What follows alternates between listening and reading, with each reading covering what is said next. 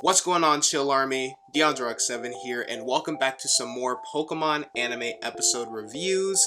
Today we're going to be reviewing Pokemon Journeys episode 118, Ash Goes into Battle versus Steven.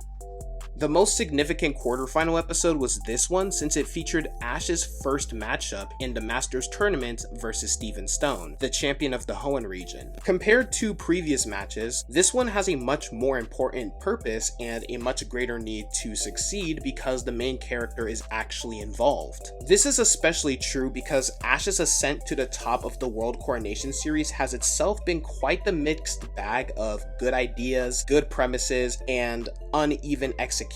Ash in particular always managed to seem as driven as he should be even when backed into a corner, changing right away in trying to turn things around. The exchanges between Ash and Steven in general were also superb. Like many World Coronation series episodes, the battle and the overall commentary came over rather well. In particular, Team Rocket deserves praise for once again supporting Ash where it counts.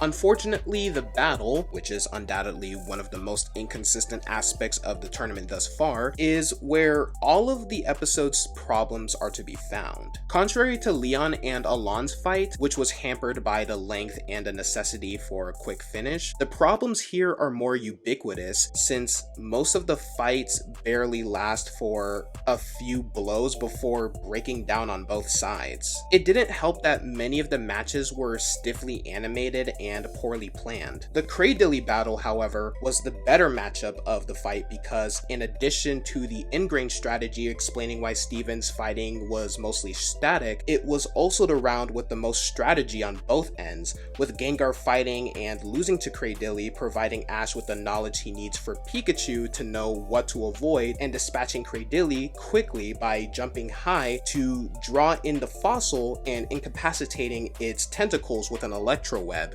This leaves Pikachu versus Mega Metagross as a decisive match. The battle also somewhat addresses one of 10 million volt Thunderbolt's problems by having Metagross dodge a few of the bolts and feeling less like an unstoppable cutscene, including not completely defeating Metagross and requiring a further hit. The use of an instrumental from Aim to be a Pokemon Master from the very beginning of the series' history is also a great way to set the mood. This closure would have felt more deserving if the show had used the Z-move more to level the playing field by slowing down Metagross and added a little more proper back and forth with straight battling following. Despite the fact that I have no issues with Chloe's upcoming episode, this does seem like an odd choice at this point in the story. In particular, given that there will be a recap special the following week, I wonder how much staff changes such as Tomiyasu's demotion as director and Owada's promotion to assistant director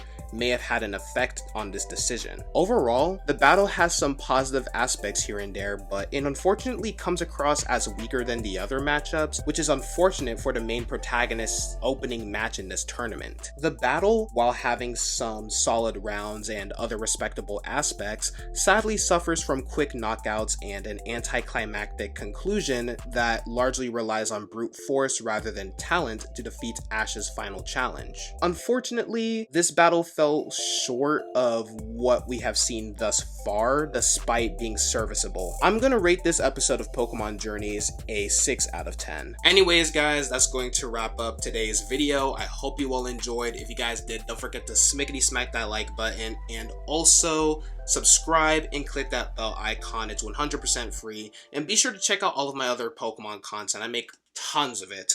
But until then, I love you all and I'll see you guys next time. Only good, Chill Army.